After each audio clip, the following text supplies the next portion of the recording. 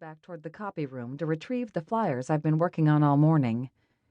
It's not fair. It's so not fair.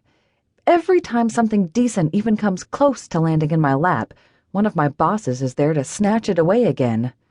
I'm stewing as I snatch the stack of copies from the machine and tuck them under my arm, then head to the coffee maker. Get him a coffee while I'm at it, like I'm his freaking secretary? But he's also the boss, so I'm stuck.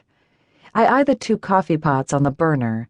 One's nothing but dregs, and the other's a fresh pot. I grab a paper cup, tip the dregs into the cup, and then march back out the door and hand Jack the flyers about the house I know I could sell today if I was given the chance. He gives me another wink as he turns to go. Thanks for the tip, Ivy. Good work. I watch him leave, my fists clenched.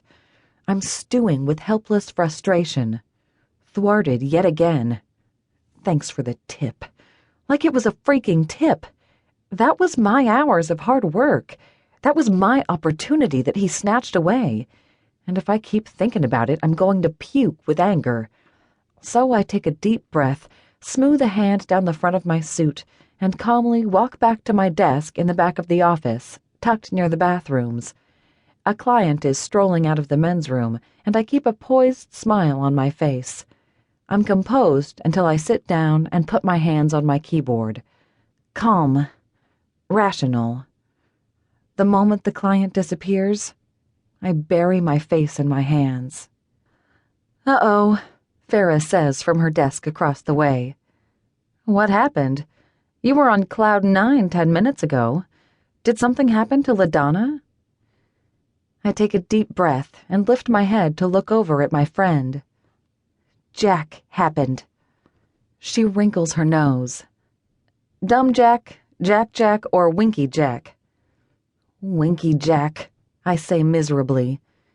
"He stole that open house from me and said he'd handle it. What could I do?"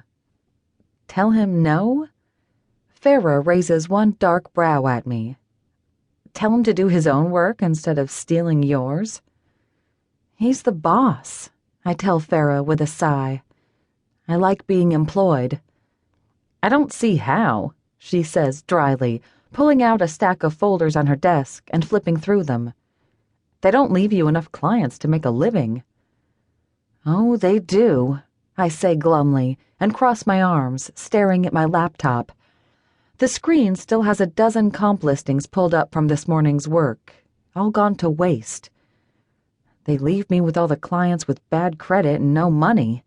You need to buy a house with nothing down and a spending limit of 50 grand? Go talk to Ivy. She snorts. That's all she can do, because we both know I'm not wrong. Farah's been with 3 Jacks for 10 years.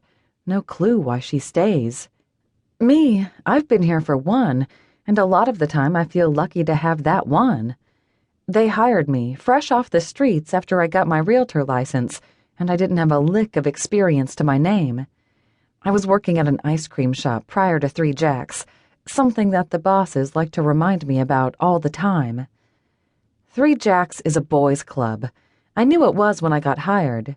It's run by Jack Farrington, Dumb Jack, who's older than the hills and has a silver spoon in his mouth.